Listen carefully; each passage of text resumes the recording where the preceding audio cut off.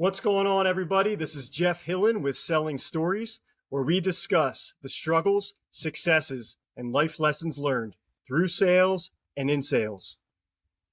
$30 billion. That's a B, not a P.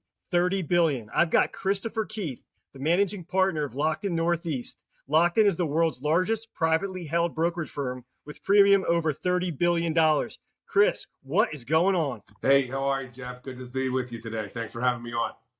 Absolutely. So, Chris actually was connected with me through one of my former college roommates. And, my roommate was like, listen, man, I know this guy. He's got a pretty good substance to him. You should talk to him. And we were able to connect on a call, right? And I figured out a little bit about your story. And I was like, dude, you got to come on my podcast. So I appreciate you taking the time to do it. Yeah, man. Happy to be here, man. I'm excited. Let's get into it. Yeah, so one of the things you talked about was you didn't always get into sales. So I wanted you to let everybody know your come up through your background, as well as, you talked a little about how, man, you almost fired your first client and tried to walk away. So you got to tell us what that's all about too. Yeah, I'll tell you that story. So my background, my undergraduate degrees in computer science and information systems. So I was an IT guy right out of school. I went right into the IT consulting route, doing SAP and Salesforce automation, CRM tool integration to back office ERP systems. I was at Deloitte in their life sciences practice. Eventually ended up at a plasma protein therapeutics company in King of Prussia called CSL Behring, where I basically ran their CRM Center of Excellence for North America.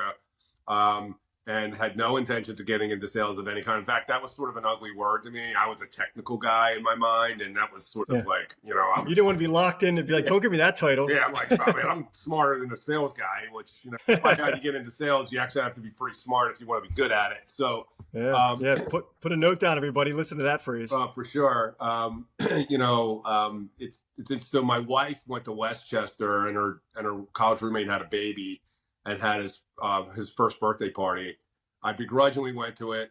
Her dad was a recruiter, went to West Point. He was in the recruiting business, and he had always sort of kept tabs on my career, was always, very engaging guy with me. And I'm sitting there talking where he goes, you'd make a great producer at the Graham Company. And I looked at him, I was like, Bill, I go, I don't know anything about the film industry. I'm a IT guy in a biotech industry. Because producer was like synonymous with like the film industry to me. Meanwhile, producer is actually a term used in the insurance world for salesmen. You're producing business, right? So the producer, which I hate that word.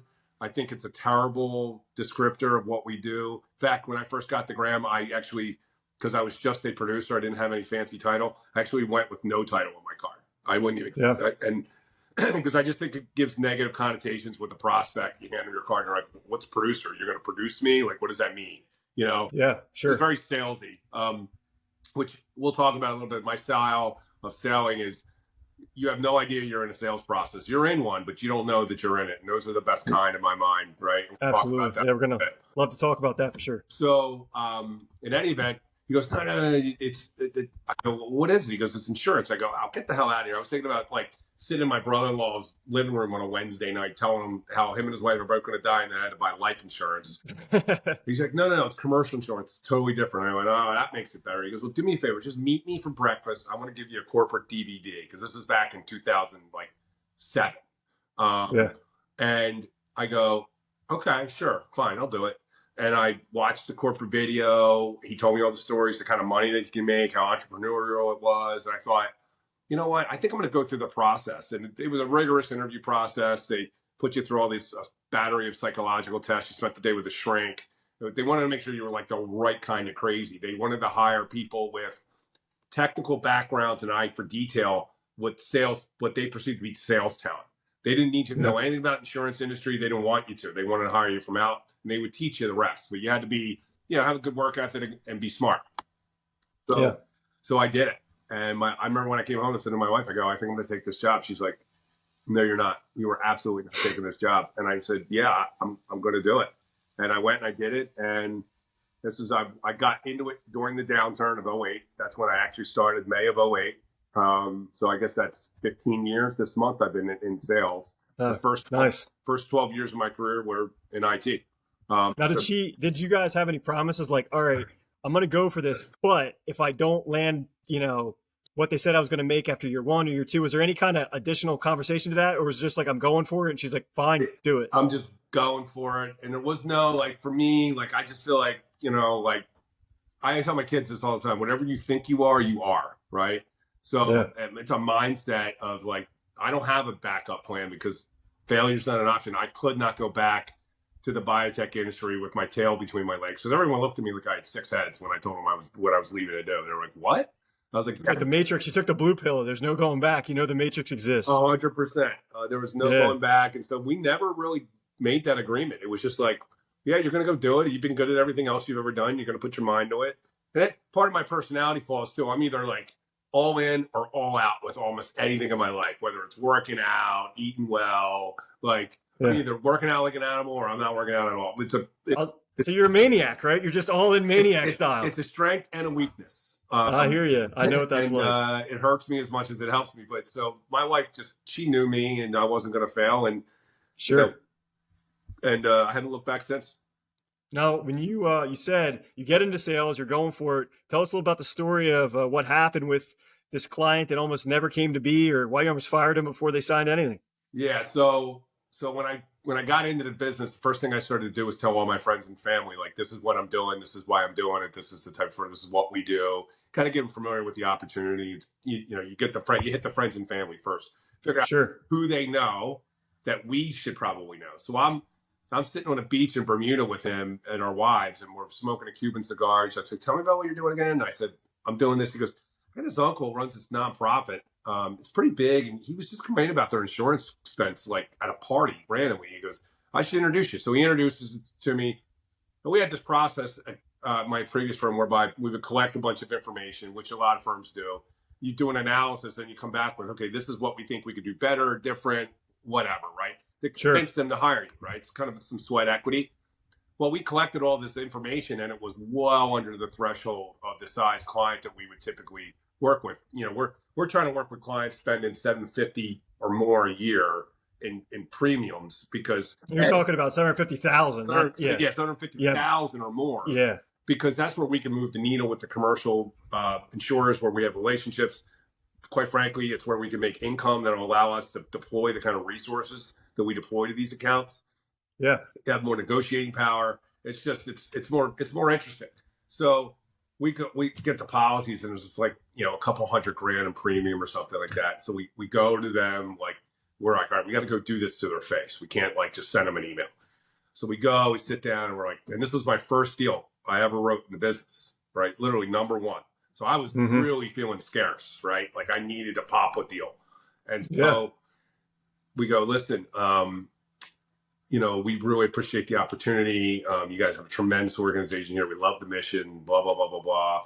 But unfortunately, you guys are just well below the threshold of the size client that we typically would work with. This is kind of where we play in terms of size. And what we should have done is got that conversation out of the way in the beginning. That was an issue on our part. That was a lesson learned for us, for me as a young salesman at the time.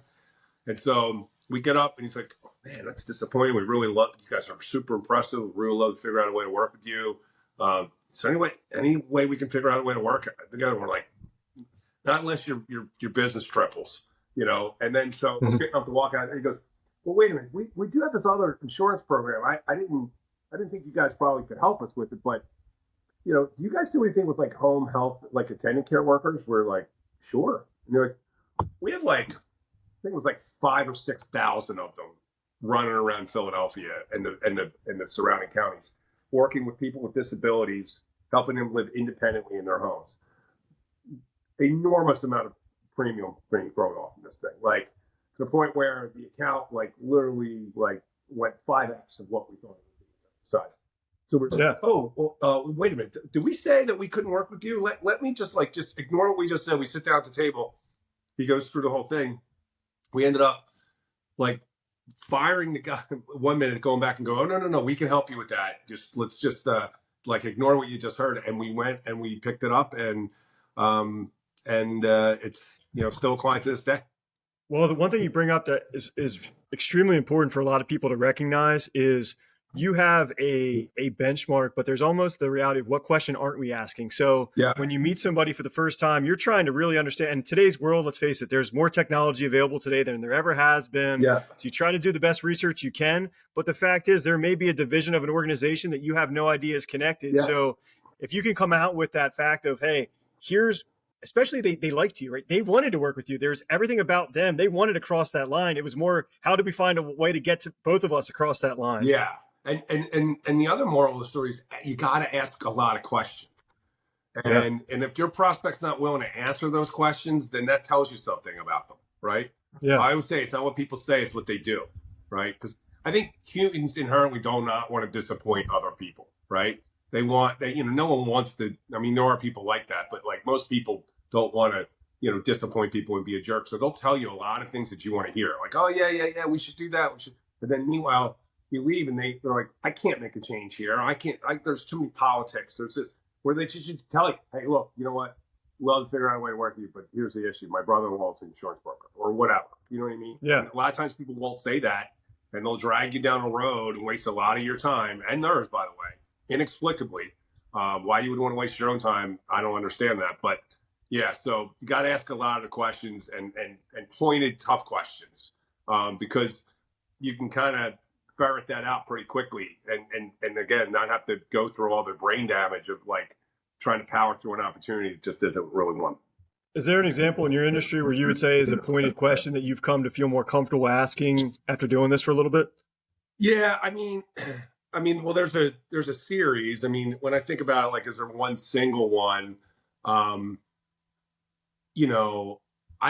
think the biggest thing is I try to get them doing is talking about their business. Like, where's your business in the next 12 to 18 months? Like, where's it going to be?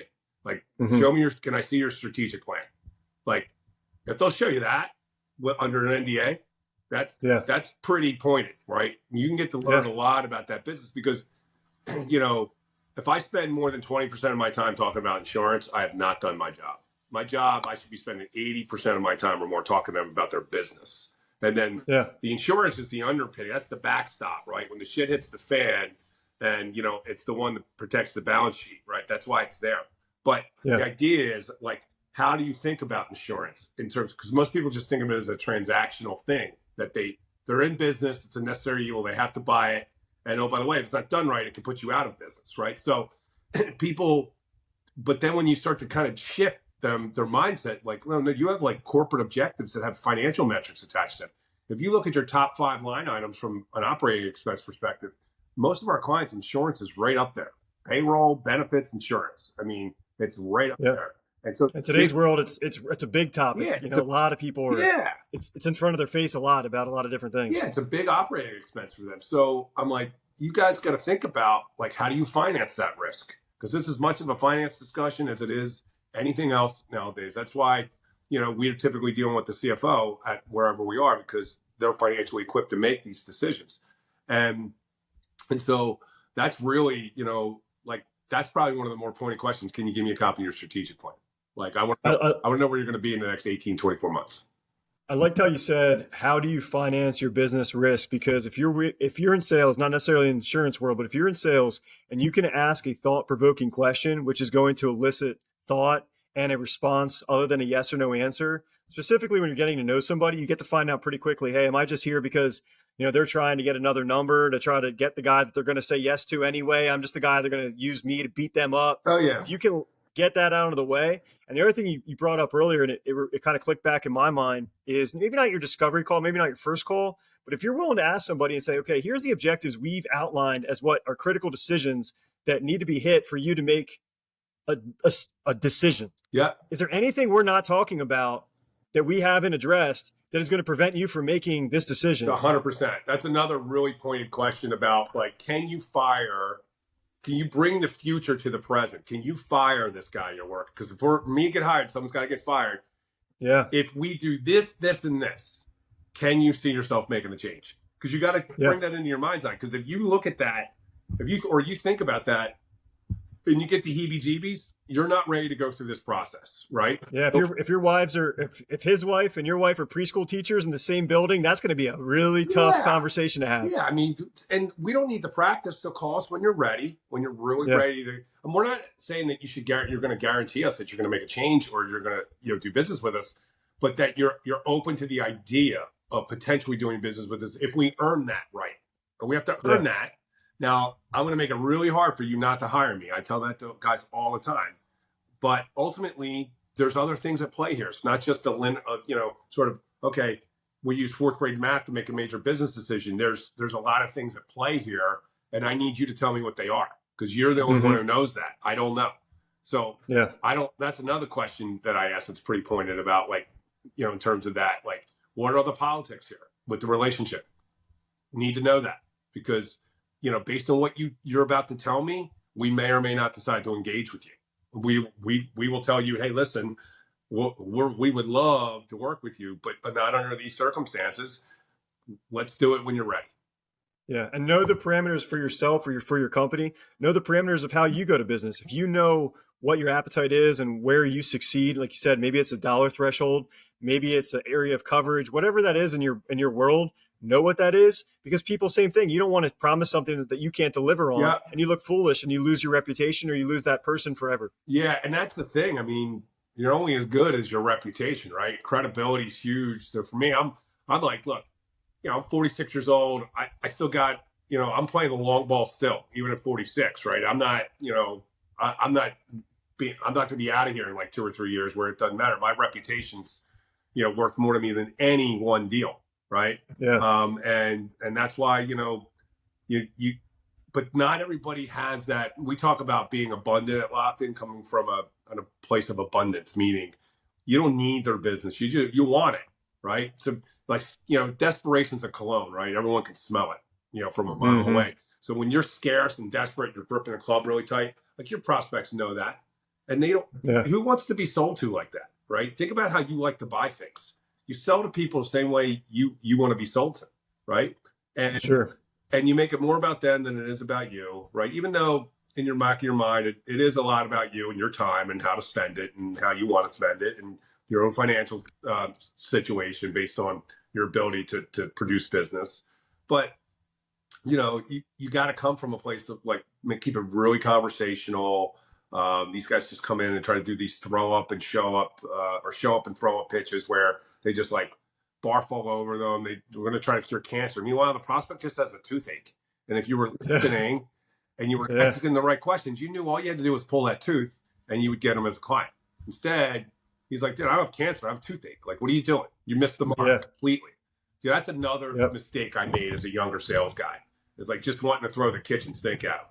Well, what about you talked about a mistake, and you're a confident guy. I would want to do business with you, but I'm sure there's maybe somebody that got away or a deal that didn't happen exactly as planned. Do you have anything that comes to mind on maybe a story you didn't get the deal? I got one, man, and it's another early on one that this is like the other producer that was on the pitch with me was like holy shit. He just kind of looked at me like, does this happen to you a lot?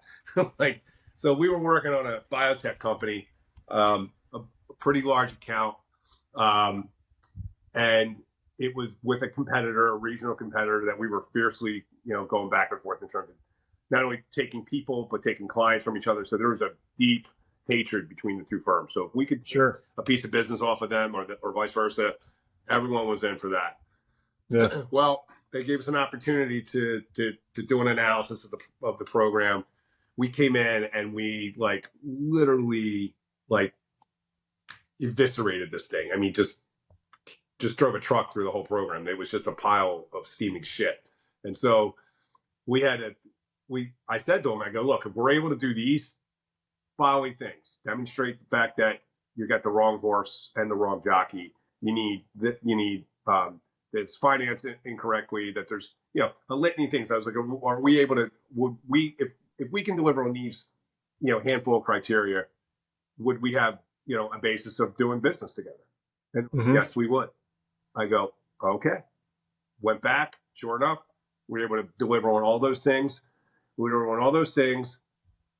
And they had they had a situation where um, they had a they were using a contract manufacturer, and ethanol was used in the process, and it wasn't properly sprinklered, right? And it was a sole source contract manufacturer, and they didn't have it. They were public, and they didn't disclose this in their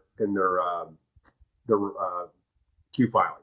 And so I say to them, I go, hey, listen, that's fine. If this is how you want to operate, right? You want to use one single manufacturer with the most flammable, whereby you're using the most flammable substance on earth in the manufacturing process, that the carrier has said that it hasn't been properly sprinklered, like it needs more sprinklering. I was like, that, like from a supply chain perspective, if that plant burns down, you guys are fucked. I was like, what are you going to do? I go, because what happens in your business? I go, people need that medication. You're in the biotech industry. They just go to the other brand, the other competitor's brand that they can get it, where they can get it. And you think they're ever coming back to you once they go on someone else's drug? You guys are toast. I go, so what I would do is I would disclose this to your shareholders. I go, or you can be sure as shit that you're going to get a derivative claim by your shareholders if this happens. You're going to get toasted. Well, the general counsel at this point was like, lost it. He goes, I've been doing securities advisory work, because he was at a firm before he came in house there. Okay. For 25 years, and I'm sorry, I don't need you advising me on what I should be telling our shareholders and shouldn't. Slams his iPad shut and gets up, because this meeting is over, and like runs out, like storms out of the room. I was like, see you later. Like, I was belligerent. I should. Yeah.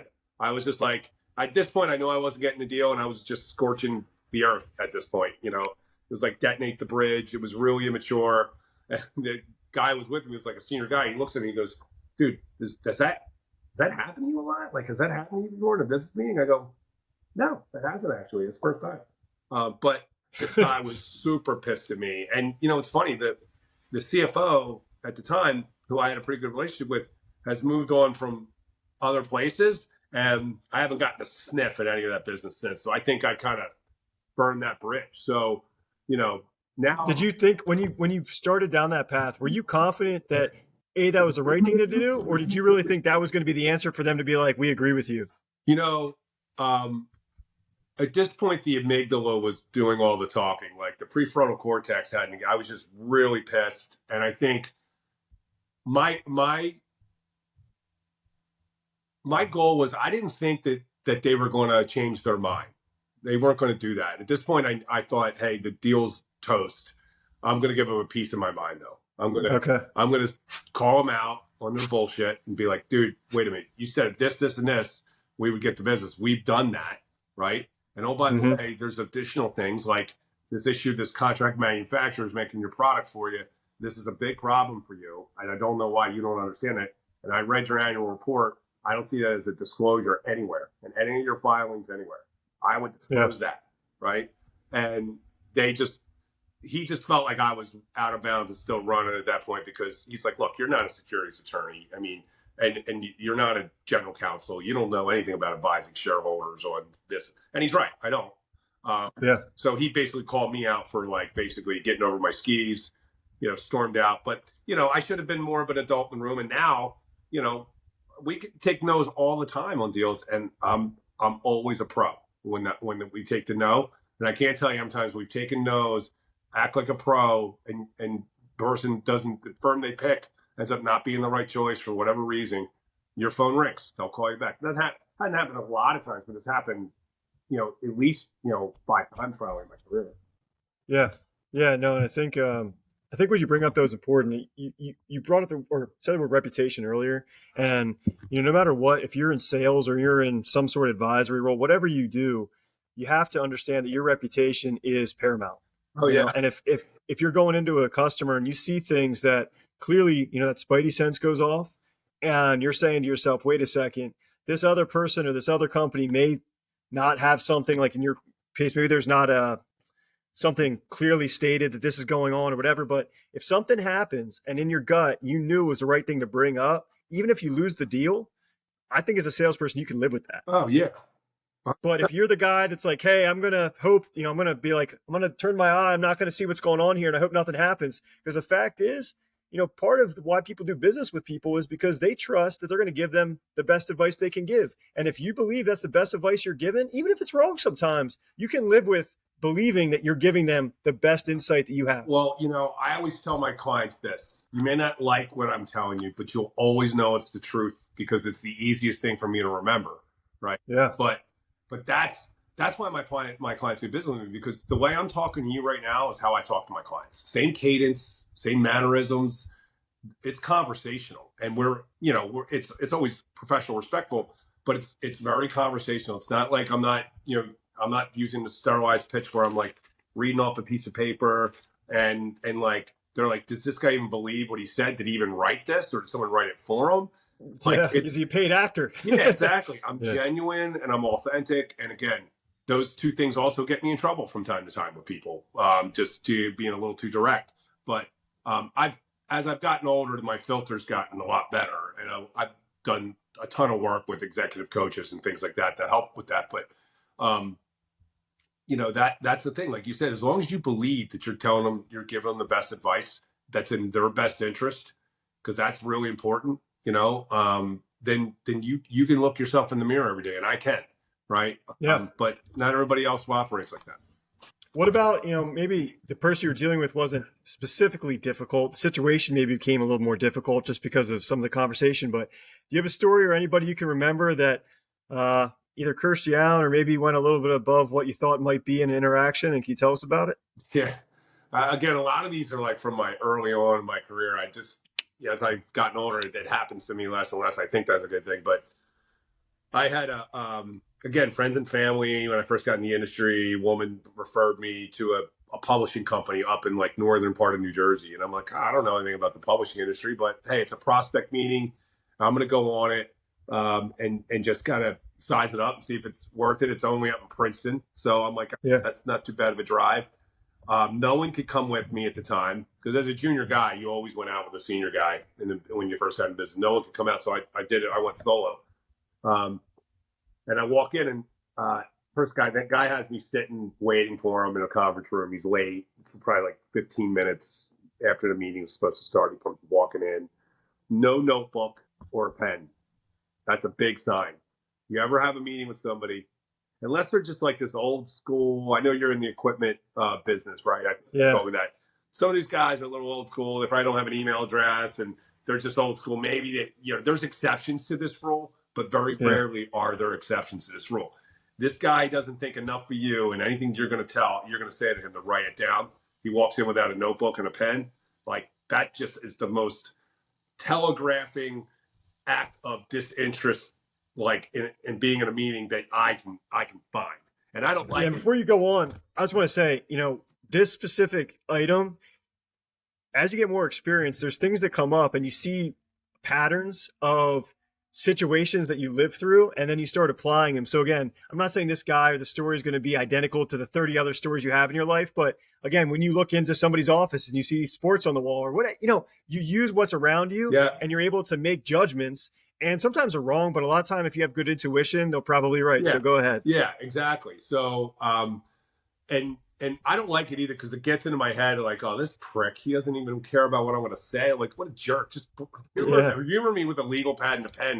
You may not write a thing on it, but act like you might want to. You were late. You couldn't even grab a pen and piece of paper while you were being late? Come on, man. Yeah, it's just anyway. So he sits down and he's super tan. He's got this dark hair. He's super like this coiffed hair and he's super tan. Sits down and I was like, the guy's name was Michael. I was like, hi, Michael. I'm Chris Keith. Nice to meet you. So-and-so introduced us, and I really appreciate you taking this meeting. And he just sits back in his chair, and he's like, just kind of like staring at me. Doesn't say a word. I go, so tell me about you. Tell me about the business. I'd like to learn a little bit more about what you guys are doing here. I can tell you a little bit about me and my firm, should you want to know, and that sort of thing. I was kind of fumbling around. He leans in and he goes, what the fuck do you want? I was like, well, what do you mean? So-and-so introduced her. Like, you agreed to take this meeting at her behest. Like, what do you mean? What do I want? I want to get to know you. I want to talk to you about what you're doing on the insurance side of the business, see if there's an opportunity for us to potentially help. I'm kind of new to the industry, but we used to work together in the biotech. This woman, her and I worked in the biotech industry together, and he did life sciences publications. That's what his business was. That's how she knew him. Yeah. And so he just leans in again and just repeats the same thing to me. And I go, well, I don't know. What do you want? What do you want? Do you want to just end the meeting and go our separate way? I mean, like, what, you clearly don't want to be here. I was like, and I'm sorry for that, but you had agreed to take the meeting, and I presumed that this was going to be a constructive conversation. It doesn't seem like it's going to be. Yeah. And literally he's like, yeah, I don't really want to be here. And literally I drove all the way to Princeton, and I wanted to be like, and not only that, like hindsight after it's like this small little chicken shit publication, like publishing operation. It wasn't even big enough anyway. And like but like the guy literally basically like asked me what the fuck I wanted twice. And then basically was like, yeah, I'm yeah, I know. I don't, because I was like, well, I turned around on him. I go, well, wait a minute. I didn't say the F word to him, but I said, what do you want then? Like, clearly, you're not, I'll answer your question with the same question you asked me. We can just do this all day, right? And so that guy was huge jerk. I remember calling the woman who introduced me when I got out of the meeting. I go, who is this guy? Like, what's his problem? Like, this is what he just did to me. She was like mortified. But yeah, I mean, that was like literally I drove all the way to Princeton for like, I was there probably 30 minutes in total between him being late, but I was like in the meeting with him for 10 or 15 minutes. Now, all the people that are not from the Northeast that listen to this show, I know what you're all thinking. There's a reason why we don't want to venture up there to do business. Is this really what goes down? And I'm going to tell you, not everybody, but it's not also impossible to find something similar. When you got in the car, I mean, did something tell you like, all right, I got to rethink my strategy, the kind of people like, when you talked about customers and the type of people that you're looking to do business with, did you start looking at the message of your friends and family and say, wait a second, I got to start outlining the type of people I want to walk into? Yeah. I mean, look, I always said you get the clients that you deserve. Right. So, and part of that is to your point, like getting real particular about who these folks are that you want to meet, being real specific about the types of businesses they're in, the types of buyers they are. Do you know much about their buying style? Like, how do they think about this? Is this just a commodity to them? If it is, then I don't want to meet them. But the big thing is like, I always like, okay, at that point, I was just glad somebody was agreeing to take a meeting with me. I didn't ask a lot of questions at all about who they were, what they, like, I just was glad I was getting a meeting. Now it's like, I have a lot of questions and I want to talk to this person before I'm going to go get in the car and go see him. I was, supposed to go, I got referred to an account down in Richmond, Virginia by a fellow YPO buddy of mine. And he, I get on the phone with him and he was like, look, he wants to meet with you based on what I said about you. And I go, well, I mean, before I meet with him, I got to have a call with him. Like, so I had literally like a 30-minute call with him, and I asked him a lot of questions about him, his background, his family, where he's from, the business, how long he's had it, what's the top line, how many employees, where's it going, because I'm not going to go get in a car for 5 hours to Richmond to potentially talk to a guy that it's just not a fit.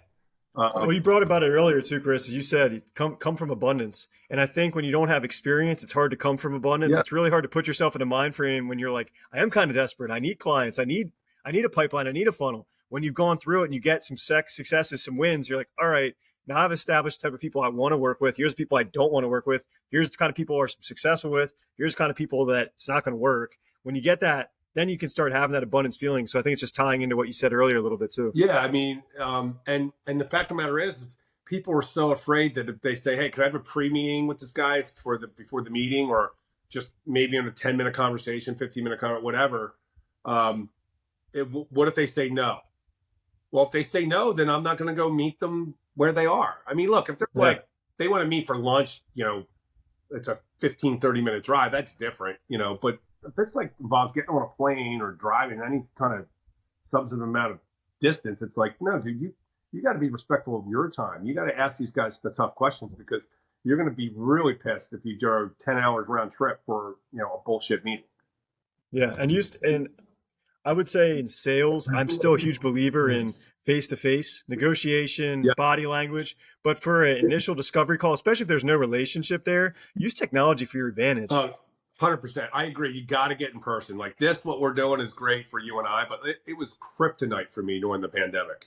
Selling via this was like, I can't stand it because I can't look around the room and see, you know, what kind of knickknacks do they have, pictures on the wall. Okay, this guy's a Phillies fan or he's a Rangers fan or whatever. And I can figure out a way to create some conversation and connect some, you know, create a nexus between he and I of some common interest, start to build a rapport.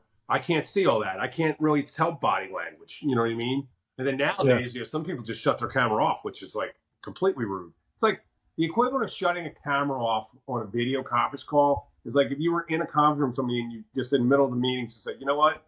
I'm going to crawl under the table. I'm going to listen to you from under the table. I'm just going to sit under the table. Like, that would be completely unacceptable. So why people think they can just go off their camera is absurd to me. There was a guy recently, we went into a meeting and it wasn't 12 o'clock or 1 o'clock. I think it was something like 10:30. We sit in a meeting, we're going through their needs. He basically was in a bad mood. He's like, I'm doing this because we let go of the guy that was doing this. He was totally didn't want to be there. He has a burrito he just microwaved and he's sitting there and going, I just so you know, I didn't eat anything yet today. And during the conversation, he's just eating on this burrito. And I just sat there and I was just like, I don't want to ask him any questions because the entire time I'm going to have to look at him chew with his mouth open. Oh my God. I was looking at the sales guy I was with. I'm just like, I cannot believe that this guy right now is eating a microwave burrito and I have to listen to what he says and try not to have like particles of food fall on me as I ask him questions. It was unbelievable. Oh my God. I almost wanted to say, hey, why don't we go out to lunch? And this way, at least we're all eating. I should have said it. No, that's what you should have said. Absolutely. Jesus. Shoot. Well, I want to ask you one more question before kind of wrapping some stuff up. There's different terms out there, but vampires, people that suck a lot of time and energy out of you. Yeah. So, you know, what do you tell people that, you know, are chasing people that maybe just aren't good for business or just people that seem like they're always on the take, but they're never really, you know, giving you anything? What are some advice topics you have for your guys or things you've learned? Yeah. You know, so business relationships are like a marriage, right? They have to be reciprocating in nature. You both have to be getting something out of it. What that something is, that definition is different for everybody, right? That's sort of, you know, it's subjective. For me, you know, I call them America's guests, vampires. That they literally they'll take game tickets from you. They'll play golf with you. They'll go to a nice dinner with you, but they're never going to do business with you and or refer you to anybody that you could do business with. And so this goes for both centers of influences and prospective clients. And I both of those people, you know, sucker me into spending time with them because, you know, maybe I like them, but then I figure out, dude, they're just never going to help you. And so I always tell these people, I go, look, when it comes to networking referrals, less is more because you got to be able to reciprocate these introductions. You can't feed 50 guys or gals referrals. You got to keep that circle tight. You got to like these people. You can't fake it till you make it. But I was like, you got to quickly assess this person's ability to help you, whether it's directly in terms of doing business with you and asking those tough questions like, hey, are we ever going to be able to do business together in your honest opinion? You know, I know these ball games and all that stuff are great, but there is a business objective to this. And then on the referral guy, I mean, because I know guys, younger guys, they were like, oh, I'm doing this networking event with these like certain folks, and I'm like, dude, these people are lightweights. They are never going to be able to help you. They don't have the products and services that they sell. I say you need to figure out, okay, what do they sell, and who are they selling to? Like if their target audience for their whatever products they sell is anyone outside the C-suite, you're wasting your time because we sell to the C-suite. I go, the guy's director of facilities isn't going to help you, right?